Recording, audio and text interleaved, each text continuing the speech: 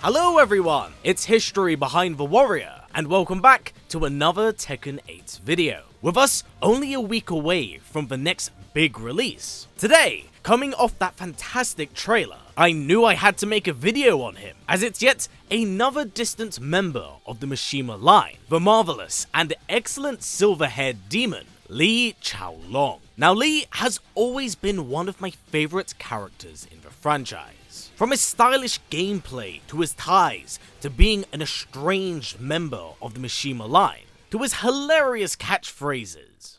Excellent. Lee has always been a complete joy to see from installment to installment, as he's always been one of the key players of the franchise that ever so loosely sit outside the main narrative. But to paint a more full picture of Lee, as well as his history, I will be touching on his Violet persona, as it was actually a key moment for him in the franchise, in which his character takes a pretty drastic alteration and turn. But with that said, if you like what we do here and wish to see more, please don't forget to subscribe, as well as tick that bell to stay up to date with everything we do here. And if you want to go that extra step, please don't forget to give this video a thumbs up, as it does really help out here on the channel. So without any further ado, let's just jump right into things. Now, despite Lee's association with the Mishima line, he is by no means blood related to them. In fact, at a very young age, Lee was actually orphaned as his birth parents died. So for the first few years of his life, Lee was actually abandoned to the streets of China,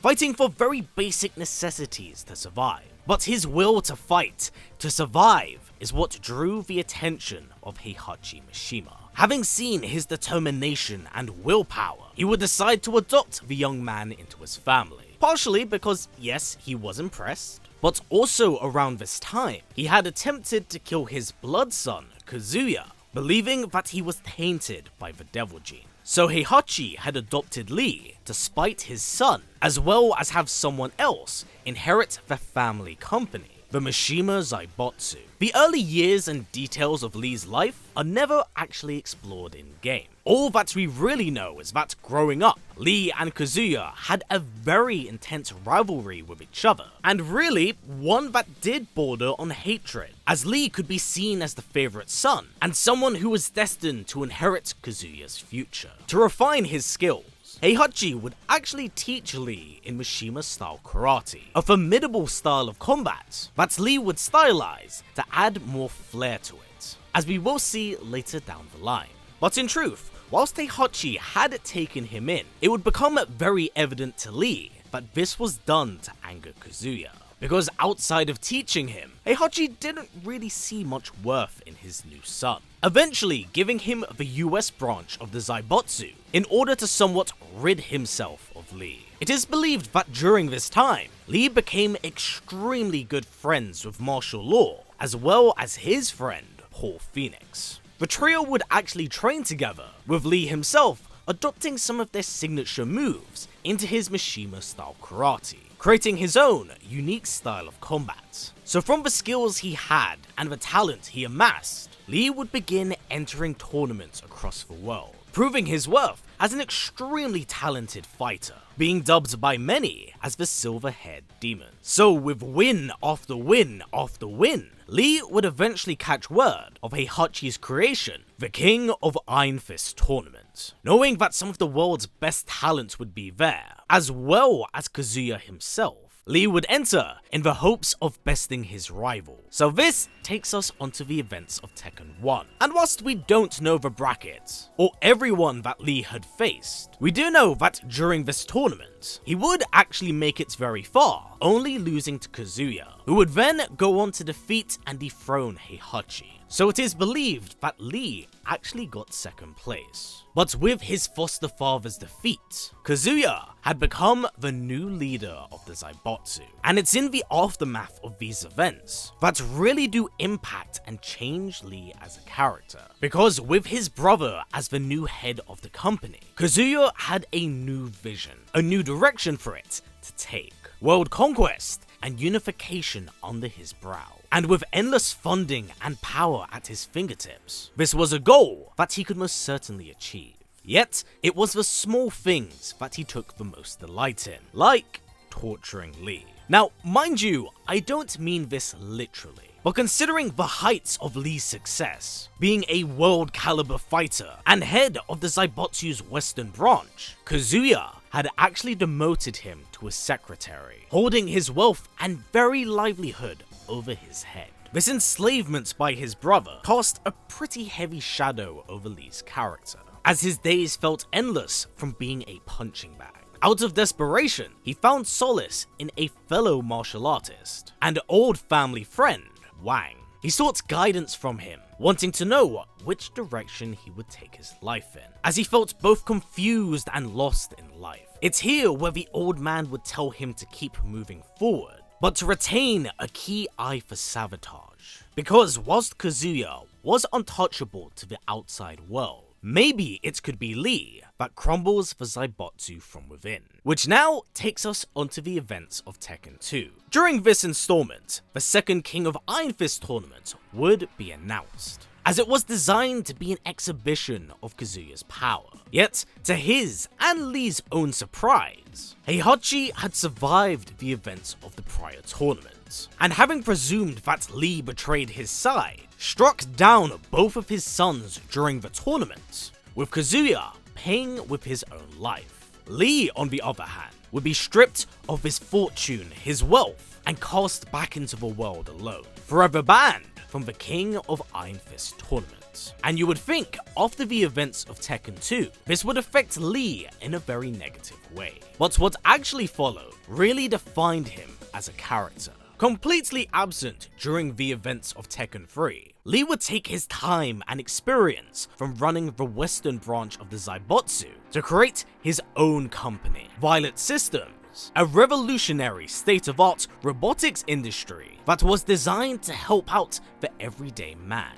He was able to amass a lot of success, creating the likes of the Combot to show that even without the Mishimas, he was a very intelligent and smart man. Now, on a character developmental level, this is where Lee starts to evolve more as a person than just the estranged adoptive son of Heihachi Mishima. He's no longer just the rival of Kazuya. He adopts a catchphrase, a personality, and a sense of swagger and style that very few on the Tekken roster can rival. He becomes a playboy that flaunts off his wealth, while simultaneously retaining a bit of humility and confidence in his stride. He's a shameless bachelor that isn't afraid to be proud of his success, having relocated to the Bahamas to bask in his wealth. But that's not to say he was all talk. Whilst significantly older due to the time skip from 2 to 3, Lee was still in the best shape of his life, keeping a very sharp and strict training regimen. Now taking us to the events of Tekken 4. And whilst yes, he was banned from his foster father's tournament, Lee, around this time, had undergone a somewhat persona change in the public eye. To sever his ties to the Mishimas, he had donned the mantle of Violet to become the face of his company, undergoing a rather drastic wardrobe change, as well as alteration to his hair color. The reason why Lee entered the 4th King of Iron Fist wasn't actually to confront Heihachi, but to instead use it as a PR stunt in order to advertise Violet Systems, as well as unveil the new Combot unit to the world. So he would seek to upstage his own foster father at his tournament. But who he fought in the middle of the tournament cast back a very familiar shade of white to his hair, as he had once again come face to face with Kazuya, someone believed to have been long dead. And during the tournament itself, he would of course immediately see through his disguise. Flustered and understandably quite taken aback, he was unable to retain his concentration during their match, losing to him and being eliminated from the tournament. Sadly, Combot suffers a very similar fate, leaving Lee to return back to the drawing board. But it's in the aftermath of Tekken 4 where the Mishima family really takes a turn, as during the beginning of Tekken 5, Heihachi is reportedly dead from an explosion at their family dojo. Yet, even with him gone, another tournament would be announced. And somewhat unable to quell his bitter resentment towards Kazuya, letting his emotions get the best of him, he would enter the 5th tournament as himself, seeking to finally defeat his nemesis. Sadly though, as the tournament proceeded, Lee actually came to learn that Kazuya was not in fact the host. So seeing that he wouldn't get his rematch, it is believed that Lee would pull out the tournament, as it was simply not worth his time. Now, his absence, as well as that of many other fighters, would actually lead to the rise of Jin Kazama, as he would go on to defeat his great-grandfather and gain control of the Mishima Zaibatsu, concluding 5's story and rolling us into Tekken 6. But like father, like son, Jin would wage a war against the world itself, seeking to wreak havoc and chaos in his wake. Violet Industries would actively be one of many to stand against his tyranny, with Lee himself taking a keen interest in Lars Alexanderson, leader of Yggrdrasil, a rebellious Tekken force, and illegitimate child of Heihachi Mishima. With their interests aligned, they forged a powerful alliance that is mutually beneficial for both sides, as Lee funds Yggrdrasil whilst Lars protects him and his informative at G-Corps, Julia Chang. In turn for his assistance, by the end of the scenario campaign, Lee would be entrusted by Lars to save Alisa, as his cybernetic ally had been corrupted by Jin's influence, having her turn against them and attack Lars in the finale of the game, which then ties us into the beginning of Tekken 7. In this installment, whilst Lee plays a fairly minor role, he is actually quite important to a number of different characters, having continued support of Lars' Tekken Force, Jin's rehabilitation